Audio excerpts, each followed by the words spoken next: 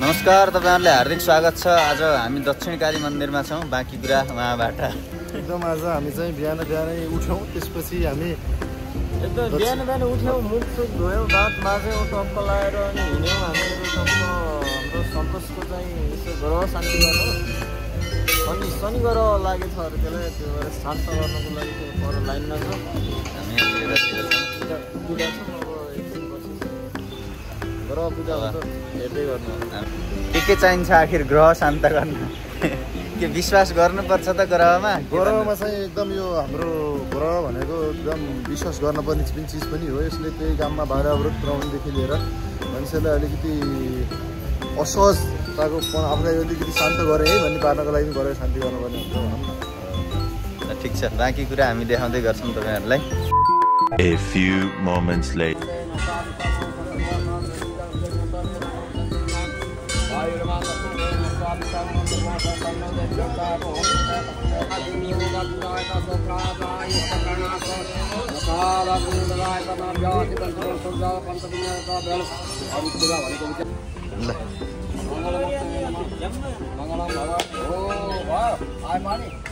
आज नवग्रह पूजा गरेको हामी, नवग्रह पूजा गर्यौं यथाशक्ति।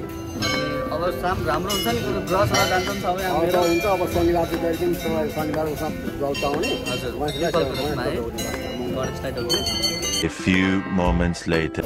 ग्रह यो शान्ति गर्ने कार्यक्रम पण्डितज्यूको तर्फबाट समाप्त भइसकेको छ। अब पिपलको मन्दिरमा घुमेर पानी हाल्ने काम बाँकी छ।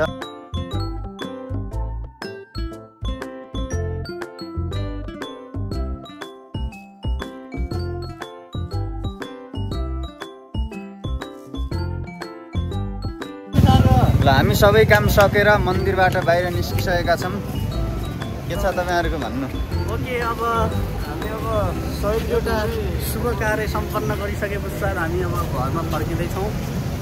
हामी यति बेला भद्रकाली मन्दिर परिसरबाट बोलिरहेका छौँ। अब हामी फर्किँदैछौँ। काम पनि छिटै सक्यो, अब काम पनि समयमै सकिसकेको छ। हामी यदि छिटै सकिन्छ जस्तो लाग्थ्यो, समय लाग्ला जस्तो लाग्थ्यो। झ्यापझुप गरिहाल्नु भयो है, राम्रो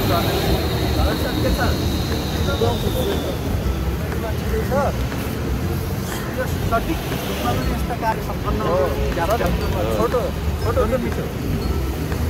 ल यसै छ, हामी यति बेला काठमाडौँको शहीद गेटमा छौँ।